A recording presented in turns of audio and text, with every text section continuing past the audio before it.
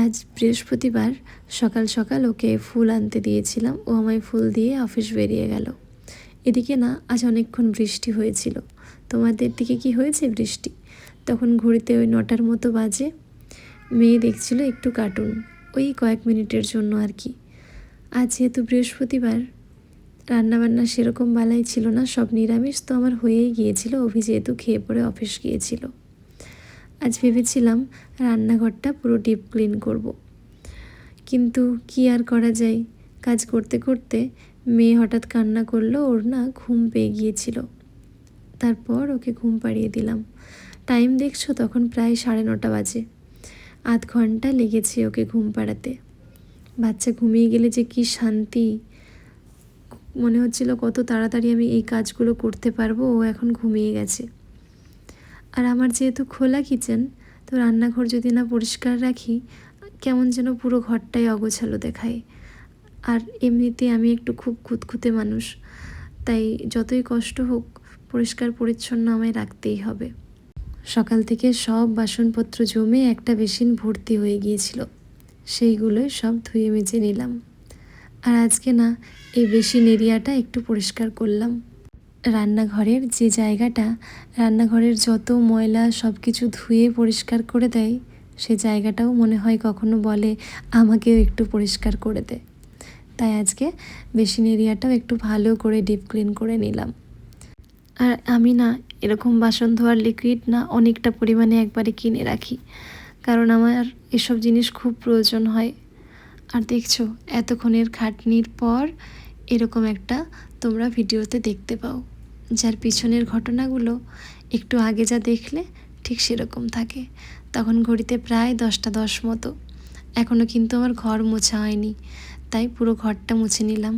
তোমরা তো ভিডিওতে কয়েকটা মুহূর্ত দেখছো, কয়েকটা ক্লিপ দেখছো যে এইটুকু জায়গা পরিষ্কার করছি, কিন্তু আমার ঘরটা যেহেতু বিশাল বড়, অনেকটা জায়গা, এরকম ঘরটা পুরো ঘর মুছে দিতে না প্রায় 15 মিনিটের মতো টাইম লেগে যায়। তখন ঘড়িতে দেখো প্রায় 10টা 26 বেজে গিয়েছে। তারপর গিয়েছিলাম ডাস্টবিন ফেলতে। ডাস্টবিনটা না আমাদের একটু দূরেই ফেলে আসতে হয়। তারপর 11:15, তোমরা টাইমটা আজ দেখতেই পাচ্ছ, 11:15টার মতো বাজে। আজ বৃহস্পতিবার, কিন্তু আমার এখনও পুজো হয়নি। এই জাস্ট ভগবানকে ফুল দিয়ে আজকের পুজো সম্পন্ন করলাম। মাঝে মধ্যে এত লেট হয়ে যায়, যতটাই দেরি হয়ে যাক পুজো না করলে না মনটা কেমন যেন শান্তি হয় না। আজ বৃহস্পতিবার ছিল। প্রতিদিন কর্পূর আরতি করার আমার সময় হয় না। বৃহস্পতিবার দিনটা কোনোবার সন্ধেবেলায় করি, কিন্তু আজ ভাবলাম যে এখনই আরতিটা করি। আর মেয়েকেও না বোন স্নান করিয়ে দিয়েছিল, দেখছো ও না পুরো ফ্রেশ হয়ে গিয়েছে। ওকে একটু তাপ দিয়ে দিলাম, ওর এইগুলো নিতে না আবার খুব ভালো লাগে। পুরো ঘরে তারপর আবার কর্পূর আরতি করে দিলাম। এই কর্পূরের গন্ধটা এত মিষ্টি লাগে, পুরো ঘরটা মনে হয় একদম পজিটিভ এনার্জিতে ভরে গিয়েছে। এই তো, এইভাবে আজকের পুজো আমার সম্পন্ন হলো। যদিও আজকে আমার পুজো করতে অসম্ভব রকম লেট হয়ে গিয়েছিল, তো কী আর করা যায়, একা হাতে করতে গেলে মাঝে মধ্যে এরকম হয়। আর তখন দেখো 11টা 15 বেজে গিয়েছে। আর স্নান করে সিঁদুর পরতে টিপ পরতে আমার বিশ্বাস করে অন্য দিন সময় হয় না, কিন্তু আজকে যেহেতু বৃহস্পতিবার ছিল, তো একটু স্কিপ করলাম না আর কি।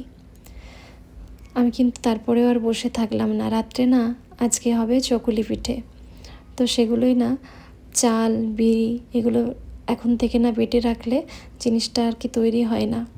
তাই স্নান করে আমি না এগুলো আগে জলদি করে বেটে নিলাম, কারণ কয়েক ঘন্টা একটু এদেরকে বাইরে রাখতে হবে, নাহলে ভালো করে পিঠেটা ওঠে না আর কি। তো যাই হোক, এত কাজ এত কাজ, কাজের মধ্যে কিন্তু তোমরা যখন দেখলে টাইম, এখন কিন্তু প্রায় 12টা বেজে গিয়েছে। আমার কিন্তু এখনও খাওয়া জোটেনি। সকালবেলায় ওই একটু ড্রাই ফ্রুটস আর খেয়েছিলাম, রুটি আর একটু চা। অবশ্যই রুটিগুলো সকালে অভিকে টিফিন দিয়েছিলাম। আর যাই হোক, টাইমটা দেখলে তখন 12টা বাজেনি আর কি। এরপর আবার বসে পড়লাম মেয়ের খাবার তৈরি করতে। ও এরকমই, আমি যখন কাজ করি আমার আশেপাশে ঘুরে বেড়াই। আমারও বেশ ভালোই লাগে ওর দুষ্টু মিষ্টি এইসব বদমাইশিগুলো। এর মধ্যে আবার কাপড় জামাও হয়ে গেছে কাঁচা, সেগুলো আবার রোদে দিয়ে দিলাম। রোদ না এদিকে ছিল না। তো যাই হোক, রাত্রে যেহেতু চকুলি পিঠে আর মটরের তরকারি হবে, সেই জন্য মটরটাও ভিজিয়ে রাখলাম। কত কিছু মনে করে করে করতে হয়। আর সকালে অভিকে একটা ভাজা বানিয়ে দিয়েছিলাম। আমরা যেহেতু এখন পটল আলু ভাজা খেতে ইচ্ছে হলো, তাই সেগুলো করছিলাম। তখন ঘড়িতে মনে হয় 12:30 বেজে গিয়েছে। মা এদিকে ফোন করেছিল আর মেয়েকে খাওয়াচ্ছিলাম। ওকে না ফার্স্ট বারটাও ট্রাই করে, যখন দেখে টেস্ট হয়েছে তারপরে ও খায়। তো যাই হোক, এইভাবেই অনেকটা সময় লেগেছে ওকে খাওয়াতে। ওকে খাইয়ে দিয়ে ওর আবার ঘুম পেয়ে গিয়েছিল আজকে। আর যেহেতু স্নান করে ঘুমোয়নি, তো যাই হোক ভাবলাম ওকে ঘুম পাড়িয়ে দিই, তারপর নিশ্চিন্তে খাওয়া দাওয়া করব। বোন যদিও আগে খেতে বসেছে, আমার খাবারটাও কিন্তু রেখে দিয়েছে ডাইনিংয়ে। আমিও খাবার খেয়ে পরে সব কিছু ধুয়ে মেজে তারপর বসলাম ঘুমোতে, না ভিডিও এডিট করতে। কারণ একটু পরেই তোমরা দেখতে পাবে আজকেরই ব্লগটা। যাই হোক, ভালো থেকো, দেখা হচ্ছে আবার পরের কোনো